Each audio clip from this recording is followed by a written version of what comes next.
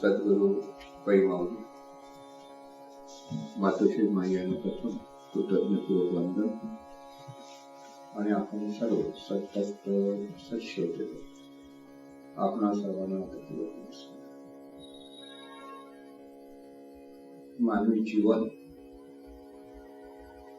असं जेव्हा आपण म्हणतो तेव्हा जाणीवपूर्वक जाणणं आणि नेणीपूर्वक जाणणं अशा दोन्ही प्रकारे सतत जाणणं मानवी देहाच्या अंगाने होत असतो.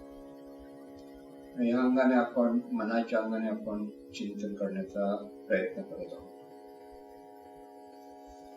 आपल्याला आपलं शरीर दिसतं पण मन दिसत नाही. त्यामुळे मनाचा विचार आपण शक्यतो करत नाही, कारण आपल्याला जे दिसतं त्याचाच आपण विचार करतो.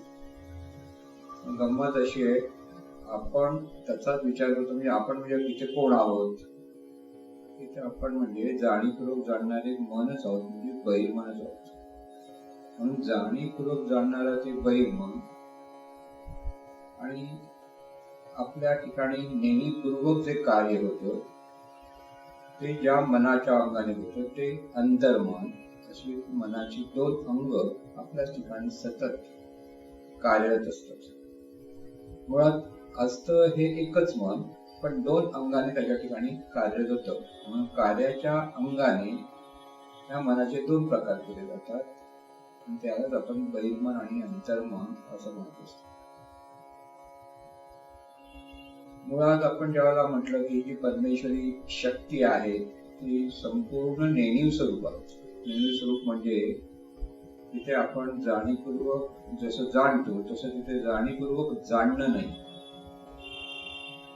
तिथे जे कार्य आहे त्याला आपण म्हणजे परमेश्वरी शक्ती, चैतन्य शक्ती, त्या चैतन्य शक्तीकडनं म्हणजे विश्व निर्मितीचं जे कार्य चाललेलं आहे अत्यंत अचूकपणे ते म्हणजे दिव्य प्रज्ञा शक्तीच्या द्वारे चाललेलं आहे. त्यामुळे ही जी मुळात असलेली जी नेणीव स्वरूप शक्ती स्वतःच ठिकाणी स्फुरते आणि शरीराच्या अंगाने प्रगट होते. म्हणजे शरीराच्या अंगाने प्रगट होणाऱ्या ह्या नेणीव स्वरूप शक्तीला आपण अंतर्मन म्हणतो. पण ते नेणीपूर्वक कार्य असतं. म्हणजे जेव्हा शरीराच्या अंगाने म्हणजे शरीराच्या ठिकाणी असलेला मेंदू आणि नंतर ज्ञानेंद्रिय कर्मेंद्रिय त्या अंगाने ही नेणीपूर्वक असलेली शक्ती जाणीवपूर्वक कार्य करायला लागते शरीराच्या. त्या शरीराच्या कार्यरत असलेल्या शक्तीला आपण बहिर्मन असं म्हणत असतो. म्हणून बहिर्मन आणि अंतर्मन ही शक्तीची दोन अंग प्रत्येक मानवी देहाच्या अंगाने कार्यरत असतात. म्हणून आपण म्हणजेच बहिर्मन आणि आपण म्हणजेच अंतर्मन असं म्हणायलाही काही हरकत नाही. म्हणून हे जे जाणीवपूर्वक जाणणारं मन आहे म्हणजे जाणीवपूर्वक आपण जाणतो म्हणजे डोळ्यातून पाहतो, कानातून ऐकतो, नाकातून गंध जाणतो, जिव्हेतून चालतो, त्वचेच्या द्वारे स्पर्श जाणतो. सतत जाणणं आपल्याकडे चालू असतं. पाच ही ज्ञानेंद्रिय म्हणजे आपली पाच आपले म्हणजे आपल्या ठिकाणी असलेले कॅमेरे आहे म्हणायला हरकत नाही, सतत कार्यरत असतात. आणि हे जे बहिर्मन आपण म्हणतो हे बहिर्मन ज्ञानेंद्रियाच्या द्वारे विश्वाशी संबंधित होऊन विश्वाच्या अंगाने किंवा विषयाचं ज्ञान ते मिळवत असतात. म्हणजे डोळ्यातून आपण पाहतो तर जी वस्तू पाहतो त्या वस्तूच्या बद्दल आपण ज्ञान ग्रहण करत असतो. किंवा कानातून एखादं गाणं ऐकतो तर तो नाद ऐकतो, त्या नादाच्या अंगाने आपण ते जाणीवपूर्वक जाणतो. गंध एखादा सुगंध अगरबत्तीचा जाणीवपूर्वक जाणतो. किंवा जिव्हेच्या द्वारे निघण्यात चवी आपल्याला एखाद्या अन्नाची चव लागते. ते वेगवेगळ्या चवी असतात, म्हणजे आंबट, गोड, तिखट. हा जो स्वाद आहे ते जाणीवपूर्वक जाणतो.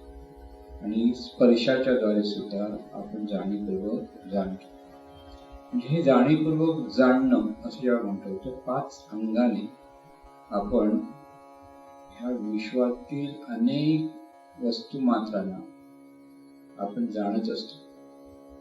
म्हणून हे जाणीवपूर्वक जाणणारं मनाचं कार्य जर आपण लक्षात घेतलं तर आपल्याकडे बहिर्मन आहे किंवा आपणच बहिर्मन आहोत हे कसं आहे ते समजून घेता येईल. म्हणून 5 ज्ञानेंद्रिय आणि 5 कर्मेंद्रियाच्या द्वारे हे मन जगाशी संबंधित होतं आणि जगासंबंधीचं ज्ञान गोळा करतो. हे जगासंबंधित ज्ञान गोळा करतं आणि हे ज्ञान गोळा केलेलं ज्ञान अंतर्मनात पोहोचवण्याचं कार्य हे बहिर्मन करत असतो. जेव्हा ह्या ज्ञानेंद्रियाच्या ठिकाणी हे मन हजर नसतं तेव्हा त्या ज्ञानेंद्रियाच्या विषयाचं ज्ञान आपल्याला होत नाही आणि ज्ञानेंद्रियाच्या विषयाचं ज्ञान आपल्याला होत नाही याचं कारण म्हणजे मनच हजर नसतं. म्हणजे बहिर्मन तिथे हजर नसतं. म्हणून बहिर्मन हजर नसल्यामुळे तिथे आपलं ज्ञान होत नाही. थोडक्यात जर आपण एखाद्या विचारात गुंतलेलं असू, उदाहरणादाखल जर समजून घ्यायचं असेल तर समजा आपण त्या विचारात गुंतलेलं असू आणि आपण त्या विचारात गुंतल्यामुळे आपल्याला समोर काय आपला मित्र जातो आहे किंवा आपला ओळखीचा माणूस जातोय हे आपल्याला पाहून सुद्धा कळत नाही. पाहून सुद्धा कळत नाही म्हणजे बहिर्मनाचं संपूर्ण लक्ष विचारात असल्यामुळे ते समोर दिसलं तरी त्याला पाहता येत नाही, का पाहून दिसत नाही, का कळत नाही, असं जे म्हणतो तर ज्ञान ग्रहण करत नाही.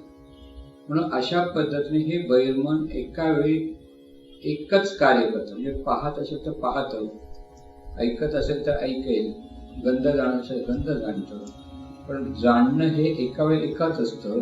असं हे बहिर्मन आहे. एकाच वेळी तुम्ही 10 गोष्टी जर करायला लागला एखाद्या माणसाला हे कर हे कर हे कर, पण जशी 4 माणसं जर जवळ आली तुझा एकदम भांबावत होतो किंवा कंटाळतो किंवा वैतागतो. का? कारण त्याला एकही गोष्ट त्या वेळेला करता येणार नाही. पण सगळेजण एकदम ओरडत त्याच्याजवळ आले त्याला ते 4 काय म्हणतात तेच कळणार नाही. एका वेळेला एकच गोष्ट सांगितलं तर एक वेळा चौघांनी सावकार सांगितलं त्याला ते कळू शकतं. म्हणून बहिर्मन हे एका वेळ अंगाने कार्यरत असतं. हा भाग पहिला लक्षात ठेवायचा. माणसानं ज्यावेळेला आपण म्हणतो टेन्शन येतं म्हणजे अशा एका वेळ अनेक कामं करायची आहेत. म्हणजे आपल्याला दिवसभरात आता एखादा माणूस विचार करतो मला आज हे करायचं ते करायचं ते करायचं त्या विचार करायला लागतो. आणि विचार करताना एकाच वेळेला मला हेही करायचं आहे, एकाच वेळेला दुसरं तिथे जायचं तेही करायचं आहे असं ज्यावेळेला आपण म्हणत असतो त्यावेळेला आपण हे जे ज्ञान आपल्याकडनं गोळा होतंय तिथे आपलं लक्ष नसतं किंवा एका वेळी एक करत असतं, तिथे टेन्शन येतं. म्हणून हा सगळा जो प्रकार आहे आपल्या ठिकाणी तो परत लक्षात येते बहिर्मनाचं कार्य आहे की जेव्हा ते त्या ज्ञानेंद्रियाच्या ठिकाणी स्थिर असेल तर ते ज्ञानेंद्रियाच्या विषयाचं ज्ञान होतं. ते तिथे नसेल तर त्या ज्ञानेंद्रियाच्या विषयाचं ज्ञान होणार नाही. आणखी एक महत्वाचं लक्षात ठेवायचं, अनुकूल विषय आणि इंद्रिय यांच्या मिलनातून मनाला सुख मिळतं आणि प्रतिकूल विषय आणि इंद्रिय यांच्या मिलनातून मनाला दुःख मिळतं. म्हणजे आपण एखादी वस्तू समजा आता एखाद्याला जेवण वाढलं आणि त्याला जर भाजी आवडत नसेल कारल्याची, ती कारल्याची भाजी बघितल्यावर त्याला काय वाटतं, अरे असं होतं ना, की त्याला दुःख होतं म्हणजे नको असतं ते. म्हणजे अनुकूल विषय म्हणजे आवडीचा विषय असेल तर सुख होतं, नावडीचा विषय असेल तर दुःख होतं. आणि ह्या सुख दुःखाच्या संवेदना अंतर्मनात जातात. म्हणजे कसं हे आपलं जीवन चाललंय हे लक्षात येईल. आणि म्हणून हे जे मन आहे हे मन अत्यंत सूक्ष्म आहे. म्हणजे आपण अत्यंत सूक्ष्म आहोत. पण अत्यंत सूक्ष्म असताना आपण हे जाणीवपूर्वक जाणत असतो आणि जाणीवपूर्वक हे कार्य आपल्याकडनं सतत होत असतं. आणि हे सतत होत असताना हे जे सुखदुःखी आपण म्हणतो ना, बऱ्याच वेळेला आपलं कधी हसतो, कधी रागावतो, कधी चिडतो, कधी असं होतं, हे सगळं बहिर्मनातून मिळवलेल्या ज्ञानाच्या अधिष्ठानावर आपल्या अंतर्मनात ज्या संवेदना होतात म्हणजे अनुकूल विषयाच्या संवेदना अनुकूल विषयाच्या अंगाने ज्यावेळेस ज्ञान ग्रहण केलेलं आहे ते ज्यावेळेला अंतर्मनात पोहोचतं तर अंतर्मनात त्या संवेदना निर्माण होतात सुखाच्या किंवा दुःखाच्या, म्हणजे सुख दुःख हे आपल्याला आवडीनावडीतून निर्माण होतं आणि हे सतत होत असतं. आणि इथे जर आपल्याला आवडीनावडी होत असतील तर ह्या अंगाने आपल्या लक्षात येईल की हे सगळं जीवन आपलं अशा पद्धतीने चालू आहे. आणि म्हणून बहिर्मनाचं जे कार्य आहे, ह्या बहिर्मनाचं कार्य म्हणजे जेव्हा बहिर्मन आपण गाढ झोपतो तेव्हा बहिर्मनाचं ठाम पत्ता नसतो. म्हणजे बहिर्मन नेणिवेत जाऊन लय पावलेलं असतं आणि नेणिवेत लय पावल्यामुळे बाहेर विषयाचं ज्ञान काहीच नाही होत किंवा तिथे काही विचार जाणीवपूर्वक केला जात नाही. म्हणून अशा या गाढ झोपेच्या अवस्थेमध्ये बहिर्मनाला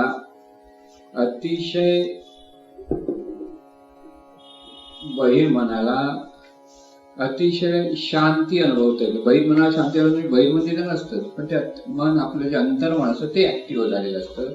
आणि मग गाढ झोपेतून नंतर आपल्याला कळतं की आपल्याला बरं वाटलं, झोप लागली, छान झालं असं आपण म्हणतो. म्हणून हे जेव्हा बहिर्मन ज्या वेळेला अंतर्मनात लय पावतं त्याला आपण म्हणतो गाढ झोपीत गेलं, म्हणजे आपण नेणिवेत गेलो असा दुसरा अर्थ असतो. म्हणून अशा वेळेला आपल्या बाजूला कोणी आपल्या विरोधात काही बोलतंय की आपले कौतुक करताय, ह्या दोन्ही गोष्टीचा आपल्याला काही फरक पडत नाही. कारण जाणीवपूर्वक जाणणारं ते बहिर्मन तिथे नेणिवेत लय पावलेलं असतं आणि त्यामुळे ज्या त्या अवस्थेत आपण खरं म्हणजे सुखात असतो. म्हणून हे जे बहिर्मनाचं जे कार्य आहे त्या बहिर्मनाचे सर्वात महत्वाचं कार्य म्हणजे एक महत्वाचं लक्षात ठेवायचं, जे विचार आपण पुन्हा पुन्हा पुन्हा घोळवत असतो आणि ते विचार पुन्हा पुन्हा घोळवलेले विचार अंतर्मनात ज्या मोडतात आणि त्या अंतर्मनातून त्या पुन्हा पुन्हा विचाराने अंतर्मनाच्या पॅटर्न मध्ये बदल होत असतो. म्हणून अंतर्मनाचं पॅटर्न बदलण्याचं महत्वाचं कार्य हे बहिर्मन करत असतं. म्हणून बहिर्मन म्हणजे आपण जे म्हणतो जाणणारे जे आपण आहे तेच आपलं बहिर्मन म्हणायला पाहिजे. आता हे अंतर्मन जे आपण म्हणतो तसंच आपल्याच ठिकाणी हे अंतर म्हणजे नेणीवपूर्वक कार्य. बहिर्मनाचं सगळं कार्य बुद्धीच्या द्वारे होतं, म्हणजे तिथे सारासार विचार करण्याची कुवत असते. पण अंतर्मनाच्या ठिकाणी तिथे बुद्धीचं काही कार्य नसतं, तर तिथे जे कार्य होतं ते प्रज्ञाशक्तीच्या द्वारे होते. म्हणजे अंतर्मनाचं कार्य हे सहज होत असतं आणि हे सहज होणं हा जो प्रकार आहे, म्हणजे सहज आपण बघा श्वासोच्छ्वास घेतो, आपलं लक्षही नसतं, जाणीवपूर्वक पाहायला लक्षात येतं की श्वास चाललाय, श्वास आलाय. पण जर आपण गप्पा मारतोय, काही बोलतोय, चालतोय, तर इथे सहज कार्य आहे, श्वासोच्छ्वास चाललाय. आपल्या हृदयाचं जे रक्ताभिसरणाचं कार्य आहे हे सहज चाललेलं आहे. तिथे कसलाही काहीतरी कार्य करायला पाहिजे म्हणून काही प्रयत्न केले पाहिजे असं काही नसतं. आपण जे जेवतो ते जेवल्यानंतर त्याचं सहज पचन होतं. म्हणजे इथे ही सहज कार्य होणं हे अंतर्मनाचं कार्य. आणि अंतर्मनाचं जे कार्य आहे त्या अंतर्मनाच्या कार्यामध्ये सर्वात पहिलं महत्वाचं लक्षात घेता आलं पाहिजे की अंतर्मन म्हणजे मुळात ते अनंत नेणी स्वरूपाचं स्फुरण आहे, अंग आहे. म्हणून हे अंतर्मन ह्या अनंत स्वरूप परमेश्वरी शक्तीशी जोडलं गेलेलं आहे. आपण त्या परमेश्वराचे आहोत असं ज्या नेहमी आपण म्हणतो, त्याचा खरा अर्थ आपण त्या अनंत स्वरूप परमेश्वराचं अंग आहोत. ते नेणिवेच्या द्वारे म्हणजे अंतर्मनाच्या अंगाने असतं. म्हणून हे जे अंतर्मन आणखी त्याचं एक कौतुक म्हणजे एकाच वेळेस अंतर्मन 2-3 कार्य सहज त्याच्याकडनं होतं. जे जाणीवपूर्वक जाणणारं मन एका वेळी एकच कार्य करतं, पण अंतर्मनाचं कार्य मात्र तिथे सहजपणे एकाच वेळी 2-3 म्हणजे जसं श्वासोच्छ्वास चाललाय, रक्ताभिसरण चाललाय, जेवणाचं पचन चाललेलं आहे, हे सगळं जे आपण कार्य चाललेलं आहे म्हणतो ना ते अंतर्मनाचं एकाच वेळेला चाललेलं कार्य असतं. म्हणजे आपल्या मनात विचार येतात, हे सगळं कार्य म्हणजे इथे आपण पाहतो अंतर्मनाचं कार्य हे एकाच वेळेला अनेक अंगाने चाललेलं असतं. आणि म्हणून नेणीपूर्वक कार्य होणं आणि जाणीवपूर्वक कार्य करणं अशा दोन्ही अंगाने आपण जीवनात कार्यरत असतो. अंतर्मन म्हटल्यानंतर परत लक्षात ठेवायचं की अंतर्मन अनेक अंगाने कार्य करतं. सर्वात पहिलंच महत्वाचं कार्य म्हणजे त्या अंगाने आपण त्याचे 8 प्रकार सांगतो. हे 8 प्रकार फार महत्वाचे आहेत. 8 प्रकार म्हणजे काय?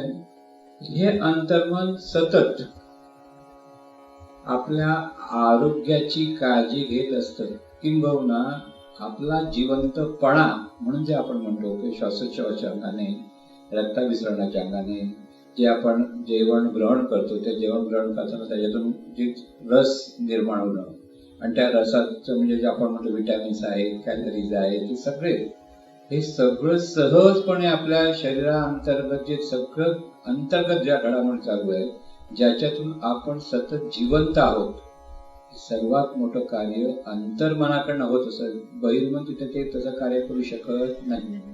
आपल्याला म्हटलं की रक्ताचं ब्लड प्रेशर हा शब्द वापरला जातो. आता हे ब्लड प्रेशर निरोगी माणूस, जो आरोग्यशील माणूस होतो, त्या प्रमाणात बरोबर असतं, ते कमी जास्त होत नाही. हे कशामुळे होतं? त्या अंतर्मनाचं कार्य. म्हणून अंतर्मनाच्या कार्यामध्ये म्हणजे जाणीवपूर्वक माणूस विचार करताना नकारात्मक विचार करत असेल, अनिष्ट विचार करत असेल, किंवा त्याच्या ठिकाणी काहीतरी आरोग्य बिघडणाऱ्या गोष्टी करत असेल, तर अंतर्मनाच्या कार्यामध्ये अडथळे होतात. आणि तिथे मात्र मग अंतर्मनाच्या कार्यामध्ये अडथळे झाल्यामुळे ते सहजपणे होणारं कार्य चुकीचं होऊ शकतं. हा जो प्रकार आपण जर पाहिला, तर बहिर्मन अंतर्मनाला जर पूरक आणि पोषक पद्धतीने विचार करत असेल, तर अंतर्मनाकडनं अधिक चांगलं कार्य व्हायला लागतं. आणि बहिर्मनात जर आपण नकारात्मक अनिष्ट चिंतन करायला लागतो किंवा अनिष्ट विचार करायला लागतो, तर अंतर्मनाचं कार्य सुद्धा त्या ठिकाणी अनिष्ट अंगाने झालेलं आपल्याला न कळत होतं. म्हणून अंतर्मनाकडनं चांगलं कार्य होणं हे बहिर्मनाच्या हातात कळत न कळत कसं गमतीचे कार्य चाललेले असतं.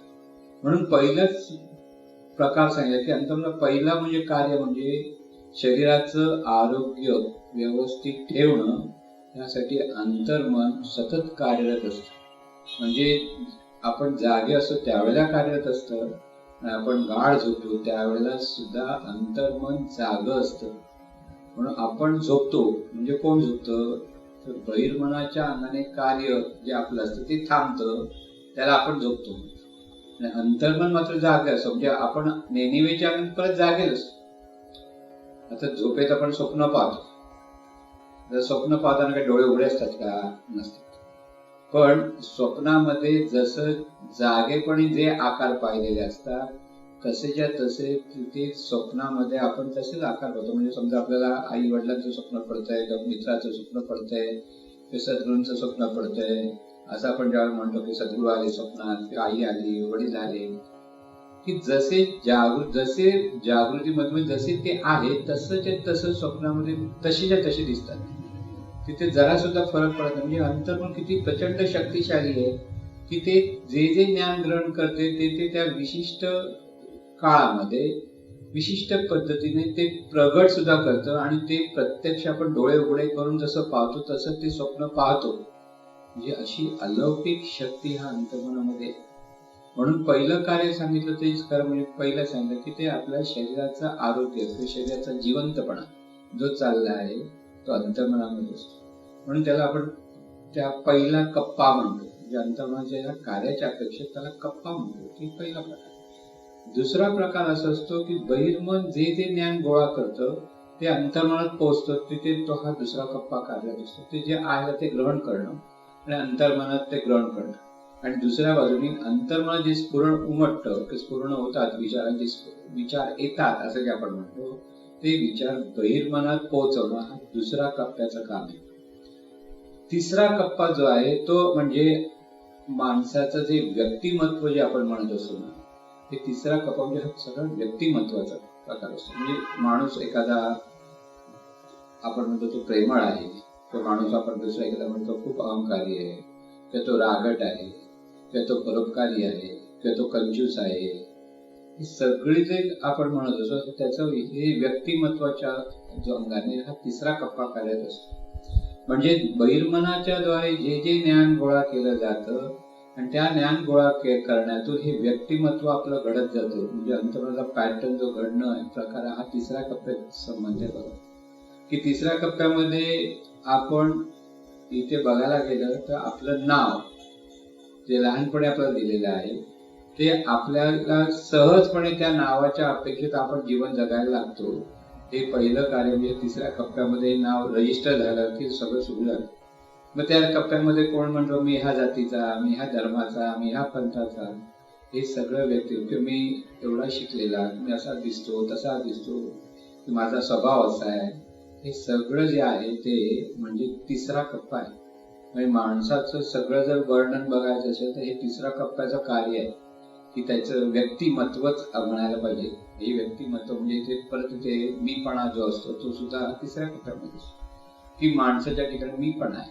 आपण म्हणतो की देहबुद्धीतून तो कार्य करतो. ते देहबुद्धीचं सगळं रजिस्ट्रेशन जे झालेलं असतं तो म्हणजे हा तिसरा कप्पा असतो. अंतर्मनाचा चौथा कप्पा म्हणजे पुन्हा एखादी गोष्ट आपण पुन्हा पुन्हा पुन्हा पुन्हा करतो आणि ते केल्यामुळे जे त्या अंगाने परत अंतर्मन कार्यरत होतं तो म्हणजे चौथा कप्पा. उदाहरण सांगतो म्हणजे तुमच्या लक्षात. आपण एकदा सायकल चालवायला प्रथम शिकतो. प्रथम सायकल चालवायला गेलो तर आपल्याला बॅलन्स करता येत नाही, धड पॅडल मारता येत नाही, धड हँडल पकडता येत नाही. पुढचे मागे पकडून कधी कधी आपल्याला सावरत सावरत सायकल चालवायला सांगत असतो. आता हे करताना बऱ्याच आपण पडतो, परत ही सायकल चालवण्याचा प्रयत्न करतो. असं करता करता पुन्हा पुन्हा केलेल्या क्रियेतून हे अंतर्मन ही सायकल चालवण्याची जी कला आहे ते शिकतं. म्हणून हा चौथा कप्पा म्हणजे खरा म्हणजे तसं ते कलावंतच म्हणायला पाहिजे की त्या सहजपणे मग सायकल आपण जेव्हा चालवत असतो तर सहजपणे चालवतो. म्हणजे कोण चालवतं ते अंतर्मन. मग त्याच एकाच वेळेला ते समोर जे बहिर्मन पाहतं, समोरून कोण आता खड्डा आला समोर तर खड्डा आल्यावर लगेच बहिर्मनाकडनं दुसऱ्या कप्प्यातून चौथ्या कप्प्यापर्यंत ते ज्ञान जातं आणि खड्डा आल्यावर लगेच ब्रेक मारला पाहिजे किंवा त्या खड्डा चुकून बाजूने ते सायकल चालवून त्याचं हँडल हलवलं पाहिजे, वळवलं पाहिजे. हे सगळं कसं कार्य सुरू होतं तर ते हे चौथा कप्प्याच्या ठिकाणी म्हणजे कला. म्हणजे कोणती आपण गाडी चालवणं किंवा एखादी कविता आपण पाठ करतो की लहानपणी काही कविता आपण पाठ केल्यावर जरासं आपण गुणगुणायला लागलो की परत ते प्रगट होतं. तो म्हणजे संपूर्ण हा चौथा कप्पा म्हणजे रेकॉर्डिंग म्हणायला काही हरकत नाही. आपण रेकॉर्डिंग करतो, रेकॉर्डिंग केल्यानंतर परत आपण ते लावायला लागलो की तसं सगळे शब्द बाहेर पडतात. तसा हा चौथा कप्पा आहे. अंतर्मनाचं कार्य आणखीन एक वेगळं आहे ते म्हणजे पाचवा कप्पा त्याला म्हणतो. म्हणजे जे जे आपण विचार, उच्चार, आचार करतो, ज्या भावना आपल्या ठिकाणी दाटलेल्या असतात त्याच विचार, उच्चार, आचार ह्या कर्माचे सूक्ष्म ठसे त्याची संपूर्ण नोंद आपल्या ह्या पाचव्या कप्प्यामध्ये होतं. म्हणजे एका बाजूला चौथ्या कप्प्यामध्ये रेकॉर्डिंग करून परत तिथे प्रगटीकरण आहे, तर दुसऱ्या बाजूने चांगल्या वाईट कर्माचा हिशोब म्हणजे हा पाचवा कप्पा आहे. त्याला आपण चित्रगुप्त म्हणायला हरकत नाही की तो चित्रगुप्त आहे. चित्रगुप्त म्हणजे काय? सगळ्या कर्माचे रेकॉर्डिंग संचित ज्याला आपण म्हणतो की माणूस स्वतःकडे संचित घेऊन येतो. म्हणजे पाप पुण्याचे गाठोडं घेऊन येतो. पाप पुण्याचं गाठोडं याचा अर्थ सत्कर्म केलं असेल त्याचे सूक्ष्म ठसे आणि दुष्कर्म केले असेल तरी ते सूक्ष्म ठसे म्हणजे चांगले आणि वाईट दोन्ही ठसे त्या इथे असतात. आणि ह्या ठशाप्रमाणे माणसाच्या वाट्याला चांगली वाईट परिस्थिती आकर्षित करण्याचं कार्य हा पाचवा कप्पा करतो. म्हणजे चांगलं कर्म केलेलं असेल तर त्याच्यातून शुभ नियती किंवा शुभ प्रारब्ध रूपाने चांगली परिस्थिती ह्या पाचव्या कप्प्यातून आकर्षित केली जाते. जर दुष्कर्म केलेलं असेल तर त्या दुष्कर्माचे जे ठसे आहेत त्या दुष्कर्मच्या ठशाप्रमाणे वाईट म्हणजे अशुभ प्रारब्ध आणि अशुभ नियती आपल्या ठिकाणी आकर्षित परिस्थिती रूपाने आकर्षित केली जाते. आणि त्यावेळेला आपण म्हणतो आपल्या ठिकाणी अडचणी आल्या, आपण कधी माणसाकडे साडेसाती लागली, मनाला त्या गोष्टी घडत नाही. हे खरं म्हणजे आपलं अंतर्मनच करत असतं, दुसरं कोण खरं नाही. चांगली गोष्ट तुम्हाला मिळायला लागते की आपण म्हणतो अरे वा सगळं चांगलं होतं. का होतं? पण तुम्ही पूर्वी केलेल्या कर्माच्या ठशाप्रमाणे म्हणजे पुण्याईप्रमाणे तुम्हाला चांगलं शुभ प्रारब्ध की शुभ नियती वाटायला येत असते. हा जो पाचवा कप्पा आहे हा पाचवा कप्पा म्हणजे फक्त नियमाप्रमाणे कार्य त्याच्याकडनं होत असतं. लक्षात घ्या, हा पाचवा कप्पा म्हणजे आपलंच अंतर्मनाचंच म्हणजे अंतर्मनच, पण ते विशिष्ट पद्धतीने वागायला लागतं. म्हणजे सर्वसाधारण काय होईल, आपल्याला वाटतं की आपल्याला सुख मिळायला पाहिजे, आपल्याला आनंद मिळाला पाहिजे, आपल्या मनासारख्या सगळ्या गोष्टी घडल्या पाहिजे, असं सहजपणे प्रत्येक माणसाला वाटत असतं.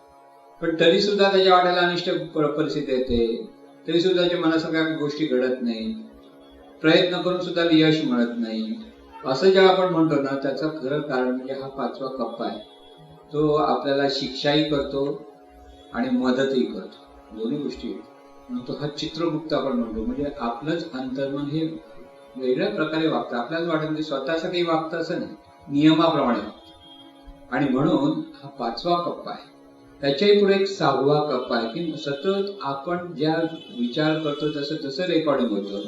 त्याचप्रमाणे हा 6वा कप्पा ऍक्टिव्ह होतो, म्हणजे त्या ठिकाणी ह्या अंतर्मन प्रगल्भ व्हायला लागतं, त्याची शहाणपण प्रगट होतो. म्हणजे हा 6वा कप्पा म्हणजे खरं म्हणजे शहाणपणाचा कप्पा आहे, की इथे आपण चांगले चांगले ग्रंथ वाचन करतो, चांगल्या लोकांच्या संगतीत राहतो, चांगल्या चांगल्या गोष्टी पुन्हा पुन्हा चिंतनात घेतो, विचार चिंतनात घेतो, किंवा सद्गुरूंचं ज्ञान मिळालं तर ज्ञानाचं चिंतन करतो. त्याच्यातून काय होतं, आपलं हे अंतर्मनाच्या ठिकाणी हा 6वा कप्पा ऍक्टिव्ह होतो. ऍक्टिव्ह होतो म्हणजे काय, तिथे ते शहाणपण जागृत व्हायला लागतं. म्हणून ज्ञानातून माणूस शहाणा झाला असं आपण म्हणतो ना, की आपण शहाणपणाने वागतो. सारासार विचार, जसं जाणीवपूर्वक करताना सारासार विचार करावा लागतो, पण अंतर्मनातून सहजपणे चांगल्या गोष्टी होतात. मी इथे आता खरं म्हणजे आणखी चांगल्या गोष्टी म्हणजे काय, की जो एखाद्या ज्याला आवड आहे कविता वाचण्याचं, काव्य वाचण्याचं, त्याला करता त्याच्याकडे स्वतःकडेच काव्य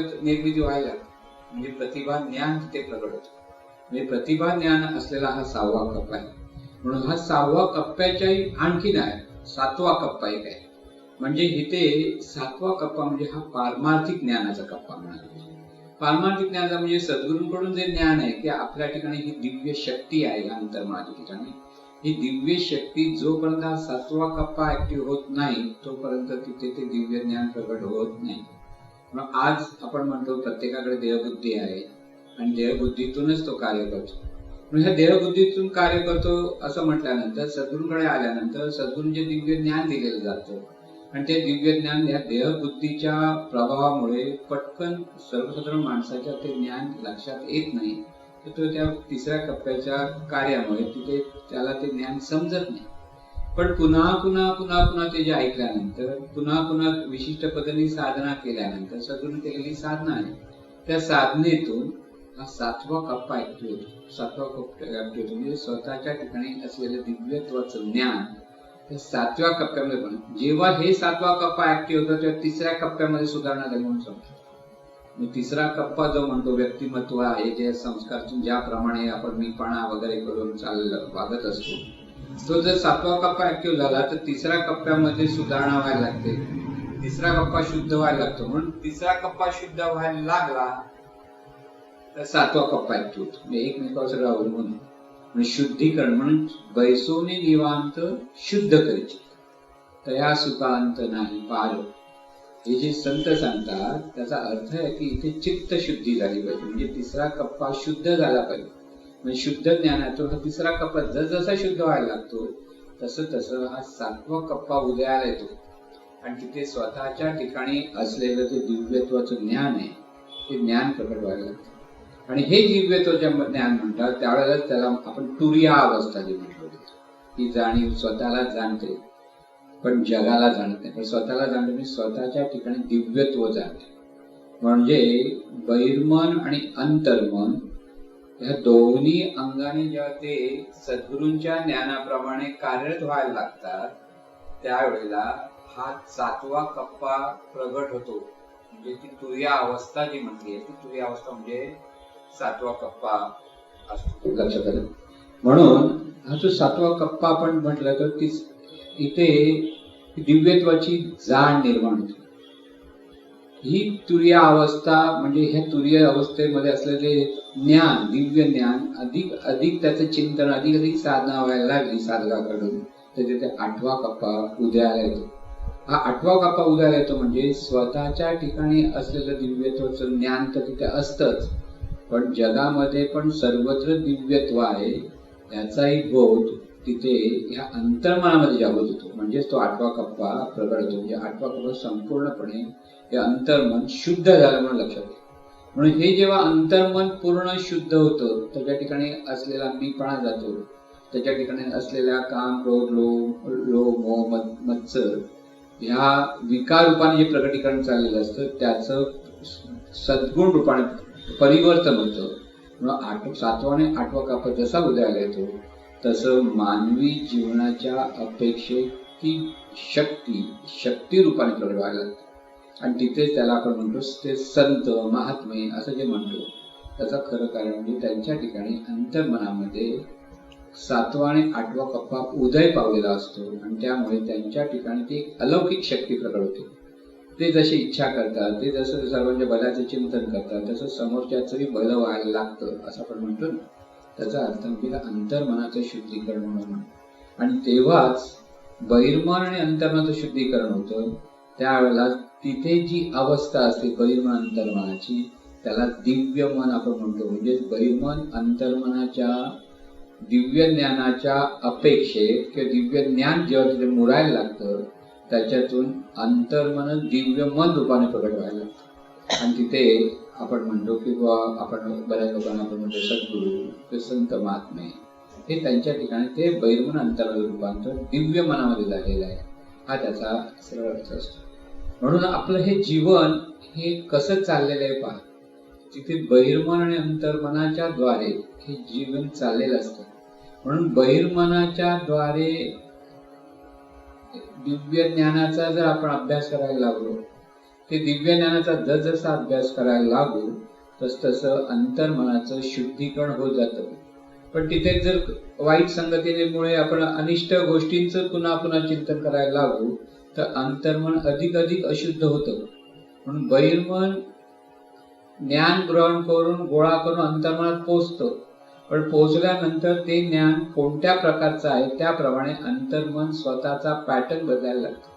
आणि हा स्वतःचा पॅटर्न बदलायला लागल्यामुळे त्या अंतर्मनच आपल्याला चांगल्या गोष्टीचंही केंद्र आहे आणि वाईट गोष्टीचं केंद्र आहे. म्हणजे लक्षात घ्या की माणूस चांगला आणि वाईट असं जे आपण म्हणतो ते त्याच्या अंतर्मनाचा पॅटर्न कसा आहे त्याच्यावर अवलंबून असतो. अर्थात संपूर्ण माणूस वाईटही नसतो आणि संपूर्ण माणूस चांगलाही नसतो. आपण असं म्हणून 100% माणूस सद्गुणी आणि 100% दुर्गुणी असं काही नसतं. सद्गुणांचं प्रमाण जर जास्त असेल तर माणूस सज्जन आहे आपण म्हणतो. दुर्गुणांचं प्रमाण जास्त झालं तर माणूस दुर्जन आहे असं म्हणतो. पण जो स्वतःच्या फायद्यासाठी इतरांचा कसंही वाटेल तसा उपयोग करून घेऊ शकतो की इतरांना फसवतो, इतरांवर सत्ता गाजवतो, तर त्या माणसाला आपण दुर्जन असं म्हणतो. जो माणूस स्वतःही सुखी असून इतरांनाही सुखी करण्याचा प्रयत्न करतो की इतरांच्या सुखासाठी प्रयत्नशील असतो की त्यांना आनंद कसा मिळेल ह्याचा प्रयत्न करायला लागतो, तर तोच माणूस आपण त्याला सज्जन म्हणतो. म्हणजे सज्जन आणि दुर्जन कोण आहे? अंतर्मनाच्या पॅटर्न प्रमाणे माणूस सज्जन असतो, दुर्जन असतो. म्हणून सगळं हे मानवी जीवनामध्ये आपण जेव्हा सगळीकडे समाजामध्ये पाहायला लागतो तर काही माणसं चांगली आहेत म्हणतो, काही माणसं वाईट आहे म्हणतो. ते विशिष्ट परिस्थितीमध्ये पाहत असतो. तुम्ही कोणत्या अँगलने माणसाकडे पाहाल त्याप्रमाणे कधी आपण तो सज्जन दुर्जन समजायचा प्रयत्न करतो. पण खऱ्या अर्थाने प्रत्येक माणूस ज्या वेळेला इतरांच्या भल्याचा विचार करत असेल तर तो सज्जन. जो स्वतःच्या फायद्यासाठी इतरांच्या हिताचा विचार करत नाही तो दुर्जन. हे जर गणित आपल्याला समजून घेतलं तर काही वेळेला माणसं चांगली वागतात, काही वेळेला वाईट वागतात असे होतं. म्हणून त्या परिस्थितीमध्ये त्या काळामध्ये माणसं चांगली वाईट वागत असतात. आणि म्हणून हे सगळे जर आपण पाहायला लागलो तर बहिर्मन अंतर म्हणजे काय आहे? शक्ती आहे. परत लक्षात घ्या, माणूस स्वतःला मी म्हणतो, हे मी म्हणणार बहिर्मन आहे, जाणीवपूर्वक मी म्हणणार. पण सहजपणे त्याच्या ठिकाणी स्मरण असतं मीच, ते अंतर्मन असतं. म्हणून बहिर्मन अंतर्मन ज्या वेळेला त्या मी म्हणणारी ही शक्ती ह्या भागात म्हणायला लागला तर तिथे पारमार्थिक अभ्यास सुरू झाला. पण जेव्हा हे बहिर्मन अंतर्मन म्हणजे अंतर्मनाच्या 3ऱ्या कप्प्याच्या ठिकाणी मी देव हा भाव असतो तेव्हा तो असतो तो माणूस म्हणजे पारमार्थिक नाही. त्याचं ज्ञान असं ते प्रापंचिक ज्ञान असं, तो हुशार असेल किंवा चांगलं वाईट कार्य करत असेल पण त्याच्या ठिकाणी दिव्य ज्ञान प्रगट झालेलं नाही हा त्याचा. म्हणून काही लोक सत्कर्म करतात, चांगली वागतात, पण त्याचा अर्थ त्यांचं मन दिव्य झालं असं नाही. तिथे दिव्य मनात त्याचं रूपांतर होण्यासाठी गुरूंच्या दिव्य ज्ञानाची नितांत आवश्यकता असते. म्हणजे ते कोणतरी चांगला मार्गदर्शक असल्याशिवाय अंतर्मनाचं रूपांतर दिव्य मनात होऊ शकत नाही. म्हणून दोन्ही, माणूस म्हणजे एक प्रचंड शक्ती आहे, लक्षात ठेवा, जाणीवपूर्वक जाणणारी शक्ती आणि नेहमीपूर्वक कार्य होणारी शक्ती. या दोन्हींच्या मिलनातून मानवी जीवन घडतं, फुलतं किंवा तिथे बिघडतं सुद्धा. दोन्ही गोष्टी तिथे आहेत. म्हणून हे सगळं जीवनाकडे पाहण्याचा आपला दृष्टिकोन माणसाने व्यवस्थित ओळखला पाहिजे की आपलं स्वतःचं जीवन कसं सुखाचं केलं पाहिजे, आनंदाने आपण कसं जगलं पाहिजे, शांती समाधानाने कसं जगलं पाहिजे, हे ज्ञानाच्या अधिष्ठानावर आहे. म्हणून ज्ञानाचे सर्व संस्कार जाणीवेवर होतात, म्हणजेच अंतर्मनावर होतात. म्हणून जे जे चांगलं आहे ते पुन्हा पुन्हा चिंतन करून आपल्या अंतर्मनामध्ये ते ज्ञान संस्कारित करून घेणं हे आपल्या हातात आहे. म्हणून आपणच आपल्या जीवनाचे शिल्पकार आहोत हे परत लक्षात येते. दुसरं कोणीही तुमचं जीवन घडवत नाही आणि बिघडवत नाही. मार्गदर्शन करणारे मार्गदर्शन करतात, पण बहिर्मनाच्या द्वारे अंतर्मनात ते ज्या ज्ञान गोळा केलं जातं त्या ज्ञानातून माणूस चांगलाही घडतो किंवा त्याचं जीवन बिघडतं सुद्धा. म्हणून एखादा माणूस दारू पिणाऱ्याच्या संगतीत जर गेला तर त्याला आपोआप त्या दारूची आवड निर्माण होते पिण्याची, आणि त्या पिण्याच्या आवडीतून तो त्याची स्वतःचीच अधोगती करून घेत असतो. आता गंमत अशी आहे बघा, हे अंतर्मन आरोग्य सांभाळणारं मन आहे, जीवन जगवणारं मन आहे, म्हणजे जिवंतपणा सांभाळणारं अंतर्मन आहे. परंतु दारूची जर आवड ह्या अंतर्मनात लागली, गंमत बघा कशी, आवड नावडच्या तिसरा कप्पा, त्या आवड जर ती दारूची झाली तर अहित करणारी ही दारू आहे हे कळून सुद्धा क्षणिक आनंदासाठी ते अंतर्मन त्या दारू पिण्यासाठी सतत उत्सुक असतं, म्हणजे व्यसनी होतं. माणूस व्यसनी आहे असं जे आपण म्हणतो ना, तर त्याच्यामुळे असतं की त्या अंतर्मनामध्ये ती आवड निर्माण झाली त्या गोष्टीची, की तो म्हणजे अनिष्ट गोष्टीची आवड झाली की व्यसन असतं. तीच आपण म्हणतो एखादी चांगल्या गोष्टी, म्हणजे एखाद्या चित्रकलेची आवड आहे किंवा गाण्याची आवड आहे, गाणं ऐकण्याची आवड आहे, तर त्याला त्या म्हणजे त्या वस्तूची आवड झाल्यामुळे ती काही अहितकारी नाहीये, पण तरी सुद्धा त्याला आनंद मिळत असतो, आणि त्या आनंदातून तिथे जी कला त्याच्यात आत्मसात होते तर त्याला आपण म्हणतो छंद आहे. अनिष्ट गोष्टीची आवड झाली तर व्यसन. सर्वसाधारणपणे व्यवहारात चांगल्या गोष्टी घडतात, चांगल्या गोष्टी कला शिकण्याची आवड असेल तर छंद म्हणतो. आणि ज्या वेळेला एखाद्या व्यक्तीला, माणसाला जेव्हा दिव्य ज्ञानाची आवड निर्माण होते तेव्हा त्याच्या ठिकाणी निर्माण होते ती भक्ती. आवडच व्यसन आहे, आवडच छंद आहे, आवडच भक्ती. आता हे ओळखायचं कोणी? अंतर्मन हे गोष्ट ओळखत नाही. ओळखायचं हे बहिर्मन आहे. बहिर्मनाचं केवढं महत्वाचं कार्य परत बघा. अंतर्मन बहिर्मनाच्या वेळी बहिर्मन अगदी छोटस आहे व्हॉल्यूम वाईज जर बघायला गेलं तर. म्हणजे हिमनगाचं वर्णन केलं जातं. हिमनग ज्यावेळेला पाहतो आपण, हिमनगात पाण्यावरती हिमनग दिसतो केवढा, त्याच्यापेक्षा पाण्याखाली तो प्रचंड मोठा असतो. म्हणजे एक अष्टमांश जर वरचं टोक असेल तर बाकीचा 7 अष्टमांश बाकीचा भाग म्हणजे पाण्याखाली हिमनगाचा असतो. तसं आपलं बहिर्मन म्हणजे 1 अष्टमांश, तर 7 अष्टमांश भाग म्हणजे अंतर्मन असतो. पण त्या 7 अष्टमांश भागाला सुधारायचं ते बिघडायचं कार्य कोणाचं? बहिर्मन. म्हणून बहिर्मनच जीवनाला चांगलं वळण देऊ शकतं आणि हे बहिर्मनच खड्ड्यात घालू शकतं. हे सगळ्या गोष्टी इथे, म्हणून इथे शहाणपण जे बहिर्मनाकडे यायला पाहिजे ते हिताचं काय अहिताचं काय हे बहिर्मनाला जाणीवपूर्वक कळतं. म्हणजे एखादा माणूस दारू पिता, आवड आहे कळलं, पण तो जर चांगल्या संगतीत गेला, हे आपल्याला बरं म्हणजे आपल्या अहिताचं आहे, आपला संसार दुःखाचा होतोय, आणि हे त्याला जर बहिर्मनाला कळायला लागलं आणि बहिर्मन त्या पद्धतीने चांगल्या लोकांच्या संगतीत येऊन ती अंतर्मनाची आवड, अंतर्मनामध्ये निर्माण आवड तिला दाद न देता काही काळ त्याच्या अंतर्मनात त्याने नियंत्रण करायला लागलं तर हळू ती आवड कमी कमी होत जाते आणि दारूचं व्यसन सुटतं. हे सगळं कार्य बहिर्मनाचं आहे. अंतर्मन स्वतःहून कोणतीही गोष्ट सोडत नाही. अंतर्मनाचा पॅटर्न अंतर्मनाला सोडायला आवडत नाही. सगळं सुधारणं आहे ते बहिर्मनाचं. म्हणून दोन्ही बहिर्मनही तितकंच महत्व, म्हणजे जाणीवपूर्वक जाणणारे हे मनही जितकं महत्वाचं तितकंच महत्वाचं अंतर्मनाच्या द्वारे नेहमीपूर्वक कार्य होणं. आणखी गंमत सांगतो की प्रारब्ध आणि नियती हा सगळा भाग अंतर्मनाचा आहे. चांगल्या गोष्टी खेचून घेणं, वाईट गोष्टी खेचून घेणं. तुम्ही बघा की काही माणसांना सगळं चांगलं वागत असतं तरी सुद्धा काहीतरी असे काहीतरी रोग निर्माण होतात शरीरात की ज्याला कारण असं म्हणता येत नाही. कारण किती सांगितलं तर आपण साधं सांगतो की रोज सिगरेट फुंकणारा माणूस असतो त्याला आपण काय म्हणतो, ह्या माणसाचं आरोग्य बिघडणारच. नियमाप्रमाणे बरोबर असतं. पण तरी सुद्धा काही जरी फुंकणाऱ्या माणसाचं आरोग्य ठणठणीत राहतो. हे कसं काय? मग हा नियम कुठे गेला? तो हा जो 5वा कप्पा आहे ना तोच तो त्याला बरोबर सुधारत असतो. म्हणजे आणि काही माणसं अगदी दारू पित नाही, सिगरेट पित नाही, सगळं चांगलं वागतात तरी पण बिचाऱ्यांना काहीतरी असा रोग होतो की तुम्हाला कारणच मिळत नाही.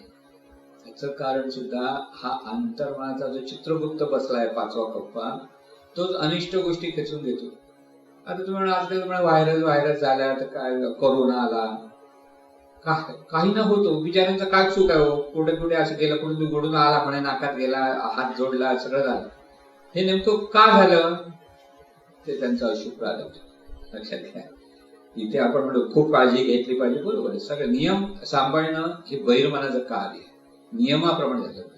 पण एवढं सांभाळून सुद्धा एखाद्याला एखादी गोष्ट चिकटते. आता तुम्ही म्हणाल कोरोना ज्यांना झाला त्यांनी काय कोरोनाचं चिंतन केलं होतं? नव्हतं. किंवा त्याला माहिती पण नाही तो व्हायरस एवढासा सूक्ष्म आहे, तो कसा कळणार? पण त्यानं तो झाला. मग लहान मुलालाही झाला, मोठ्याला झाला, आपण म्हणतो अशा लोकांना झाला. हे त्यांच्या दृष्टीने वागायचं ते अशुभ प्रारब्ध त्यांच्या त्या वाट्याला येतं. म्हणजे दोन्ही गोष्टी लक्षात घ्या. म्हणून सतत शुभचिंतन करा. आपल्या अवतीभोवती जर बघायला गेलं वातावरणात अनेक व्हायरस आहेत, अनेक बॅक्टेरियाज आहेत, अनेक अनिष्ट विचारांची वलय आहेत. पण जोपर्यंत आपलं बहिर्मन अंतर्मन सुदृढ असेल, स्थिर असेल, शांत असेल, सत्कर्म करत असेल आणि आपल्या हा 5व्या कप्प्यामध्ये पुण्याईचा साठा वाढवत असेल तर ह्या सर्व गोष्टींपासून तो सहजपणे माणूस निरोगी, सुदृढ, सशक्त, आरोग्यशाली राहू शकतो. म्हणजे एका बाजून नियमाप्रमाणे काही गोष्टी घडतात पण त्या नियमालाही छेद देणारं हे अंतर्मनाकडे प्रचंड शक्ती आहे, ह्याचंही लक्षात घ्यायचं. म्हणून सतत शुभचिंतन करा. अनिष्ट गोष्टी आहेत त्याच्यावरून सावध राहा, काळजी घ्या, काळजी करू नका. हा महत्वाचा भाग लक्षात घ्यायचा की आहे. त्यावेळेला नियम पण सांभाळले पाहिजेत. पण नियम सांभाळता आपल्याकडनं सत्कर्म झालं पाहिजे. सत्कर्म म्हणजे इतरांच्या सुखासाठी आपण प्रयत्न करणं. मग ते विचाराच्या लेवलला असेल, उच्चाराच्या लेवलला असेल का आचरणाच्या लेवलला असेल. आपण जे सत्कर्म करतो त्याचं डायरेक्ट आपल्याला प्रत्यक्षदर्शी कधी कधी फळ मिळतं असं कळत नाही. आपण एखाद्याला मदत केली तर तो माणूस आपल्या विरोधात कधी वागतो, कृतज्ञ होतो असं पण म्हणतो. त्यावेळेला आपल्या ठिकाणी ती निराशा किंवा आपल्याकडे दुःख राग येऊन आपलं चिंतन बिघडवायचं नसतं. आपण फक्त एवढंच लक्षात ठेवायचं असतं, आपलं कार्य झालं, हे सगळं ईश्वराचं कार्य म्हणून सोडून द्या. त्यामुळे काय होईल, 5व्या कप्प्यामध्ये पुण्याईचा साठा वाढतो. म्हणून आपण इतरांच्या भल्याचा विचार करत राहायचा. इतर कदाचित तुमच्या अंगाने काहीतरी चुकीचं वागत असतील, चुकीचं बोलत असतील तर तिथे अडकण्याचं, गुंतण्याचं काही काम आपलं नाहीये. आपल्याला आपल्या अंतर्मनाचं शुद्धीकरण करायचंय, हा विचार करा.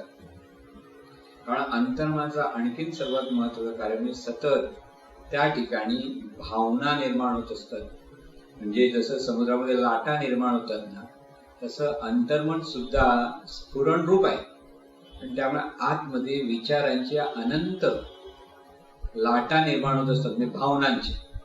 ह्या भावना जेव्हा सूक्ष्म असतात, तरंग असतात, पण विशिष्ट परिस्थितीमुळे, विशिष्ट घटनेमुळे त्या भावना ज्या तीव्र होतात तेव्हा तो तीव्र भावना म्हणजे त्या राग येते का आधी थोडस झालं तर माणूस टाळत असतो, काही लक्षात घेत नाही. पण एकदम काहीतरी वेळ आपला झाला की त्याचा तो राग उफाळून आला की तो विचाराच्या रूपाने जीवनात प्रगट होतो. पण हे जेव्हा राग उफाळून येतो त्याच्यावर दुसरी एक गोष्ट घडते, म्हणजे तो वेळा आपला वागतो, अनिष्ट बोलतो, सगळं होतं. हा एक भाग असतो, पण त्याच वेळेला तो परत आपलंच अंतर्मन अशुद्ध करत असतो. म्हणजे सगळं जीवन जर पाहिलं तर आपल्याला कसं शुभचिंतन करा, शुभ इच्छा करा, शुभ बोला असं जे सांगितलं जातं त्याचं खरं कारण आपल्या अंतर्मनाचं शुद्धीकरण करायचं, म्हणजे आपलंच आपण शुद्धीकरण करण्याचं आहे. हा भाग आपल्याला लक्षात घेता आला पाहिजे. हा भाग जेव्हा आपण पुन्हा पुन्हा पुन्हा लक्षात घेऊ ना त्यावेळेला आपलं हे जीवन कसं सुंदरपणे आपल्याला जगता येईल हे पहा. म्हणजे आपण आपल्या जीवनाचे शिल्पकार आहोत हे पहिलं समजून घ्या. इथे मला शुभचिंतनच केलं पाहिजे, शुभ इच्छाच केली पाहिजे, शुभच बोलता आलं पाहिजे. आपल्या अंतर म्हणजे पॅटर्न प्रमाणे कदाचित आपल्याला राग येईल, चीड येईल, द्वेष येईल. मग तिथे त्या भावना जेव्हा म्हटलं तिथे सावध राहा. त्यांना पुढे त्यांचं उच्चार किंवा आचार रूपाने प्रकटीकरण होता कामा नये. तर तिथे त्या भावना जशा स्फुरतात, जशा लाटावर वर उसळतात त्याच्यात परत शांतही होतात. तसं ह्या भावना म्हटल्या की त्या शांत होईपर्यंत फक्त स्थिर मनाने पाहत राहा. तिथे त्याच्यात गुंतू नका, म्हणजे बहिर मनाने त्या भावनांमध्ये गुंतू नये. जर त्या अनिष्ट भावना गुंतायला लागला तर तिथे उच्चार आचार पण एका प्रगटीकरण होतं आणि दुसरं म्हणजे अंतर्मनाचं अशुद्धीकरण होतं. पण एकदा जर बहिर्मन तिथे स्थिर मनाने पाहायला लागलं आणि त्या भावनांना त्याचं जसं स्फुरण झालं तसं जसं लय व्हायला लागला तर अंतर्मनाचं शुद्धीकरण होतं. म्हणजे अंतर्मनाच्या शुद्धीकरणाचा हा एक सूक्ष्म प्रकार आहे. पण त्यासाठी बहिर्मनाने स्थिर राहणं, शांत राहणं, योग्य अयोग्य समजून घेणं, हे सगळं त्या बहिर्मनाच्या ठिकाणी स्थिरता निर्माण करण्यासाठी विशिष्ट पद्धतीने साधना करावी लागते. परत लक्षात बहिर्मन इतकं पटकन ते समजू शकत नाही. कधी चुकीचं वाटलं तरी चुकीचं करून मोकळा होता, नंतर म्हणाले उगीच केलं असं म्हणतो ना, उगीच बोललो आपण असं नंतर बोलतो. पण जर त्याचं ते स्थिर होण्याचा त्याचा स्वभाव झाला, शांत राहण्याचा स्वभाव झाला, योग्य योग्य समजण्याचा स्वभाव झाला तर तेच बहिर्मन अंतर्मनाचंही शुद्धीकरण करतं आणि संपूर्ण जीवन सुंदरपणे जगावं लागतं. म्हणजे सुंदर जीवन जगणे ही साधना जी आपण सांगत असतो ती सुंदर जीवन जगण्याची साधना हे बहिर्मन शास्त्र समजून घेऊन आपल्या हा बहिर्मन अंतर्मनाला कसं शुद्ध विचाराने प्रेरित करणं, शुद्ध आचरणाने प्रेरित करणं आणि त्याच्यातून सुंदरपणे आनंदाने सहजपणे जीवन जगणं हे आपल्या हातात आहे. म्हणून बहिर्मन एका बाजूने आपल्या जीवनाचे शिल्पकार आहे. अंतर्मन घडवणार, सुंदर अंतर्मनाला आकार देणार सुद्धा बहिर्मनच आहे. आणि अनिष्ट तेच बहिर्मन जर बिघडलेलं असेल तर अंतर्मनाला बिघडून टाकणारं बहिर्मनच आहे. म्हणून बहिर्मन अंतर्मन हे शास्त्र व्यवस्थित समजून घेऊन प्रत्येकाने आपलं जीवन आनंदाने सुखाने कसं जगलं पाहिजे हे शास्त्र जर आपल्या लक्षात येईल तर आपण ते व्यवस्थित जीवन जगू शकू आणि सुंदर जीवन जगण्याची साधना आपल्याकडनं सहज होईल आणि सर्वांकडनं सहज होईल अशी सद्गुरूंची प्रार्थना करून आपण इथे स्थान. हे ईश्वरा सर्वांना चांगली बुद्धी दे, आरोग्य दे, सर्वांना सुखात आनंदात ऐश्वर्यात ठेव, सर्वांचं भलं कर, कल्याण कर, रक्षण कर आणि तुझे गोड नाम मुखात अखंड राहू दे. सद्गुरुनाथ महाराज की जय.